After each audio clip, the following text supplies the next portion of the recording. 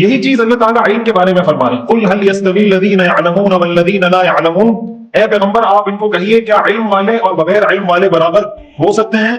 کیا مطلب کہ اے پیغمبر آپ ان کو بتا دیں کہ علم والے اور بغیر علم والے برابر نہیں ہو سکتے۔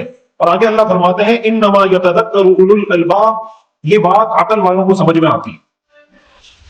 اسی آیت میں آگے اللہ کیا فرماتے ہیں، انما يتذکر اولو الالباب، اس بات سے نصیحت وہ حاصل کرتے ہیں جن کا دماغ ہوتا ہے، دماغ والے عقل والے اس سے نصیحت حاصل کرتے ہیں۔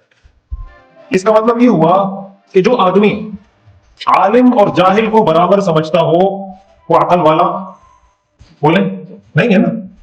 مطلب اس سے بڑی جہالت کیا ہوگی کہ آپ عالم اور جاہل کو برابر کر دیں، وہ علم کسی بھی چیز کا ہو۔ مثال کے طور پر پائلٹ ہے نا، ایک آدمی اس نے فلائنگ سیکھی ہوئی ہے کہ جہاز کیسے اڑایا جاتا ہے، ایک آدمی اس نے نہیں سیکھی تھی، دونوں برابر ہیں۔ ایک وہ آدمی ہے جس نے فلائنگ سیکھی ہے کہ جہاز کیسے اڑایا جاتا ہے، وہ پائلٹ ہے پراپر، اور دوسرا آدمی پائلٹ نہیں ہے، تو کیا یہ اور وہ دونوں برابر ہیں؟ تو اگر وہ آدمی جس نے کچھ سیکھی نہیں ہے فلائنگ، وہ آپ کو کہے کہ آپ میرے ساتھ بیٹھے میں آپ کو لندن لے کے جاتا ہوں،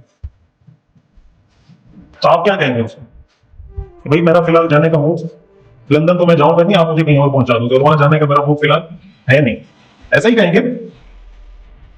تو وہ اگر آپ کو کہے کہ پائلٹ بھی انسان ہوتا ہے، میں بھی انسان ہوں، پائلٹ کے کوئی 4 کان ہوتے ہیں، اس کی آنکھیں 8 ہوتی ہیں، وہ بھی میری طرح انسان ہے، تو آپ اس کے ساتھ جہاز میں بیٹھتے، میرے ساتھ کیوں نہیں بیٹھتے؟ تو آپ کیا جواب دیں گے؟ آپ یہی جواب دیں گے قل هل يستوي الذين يعلمون والذين لا يعلمون، کیا علم والے اور بغیر علم والے برابر ہو سکتے ہیں؟ نہیں ہو سکتے۔ انجینئر سے آپ کبھی اوپن ہارٹ سرجری کروائیں گے؟ ہاں، کسی انجینئر سے، کسی پلمبر سے اوپن ہارٹ سرجری کروائیں گے؟ بولیں نہیں کروائیں گے نا۔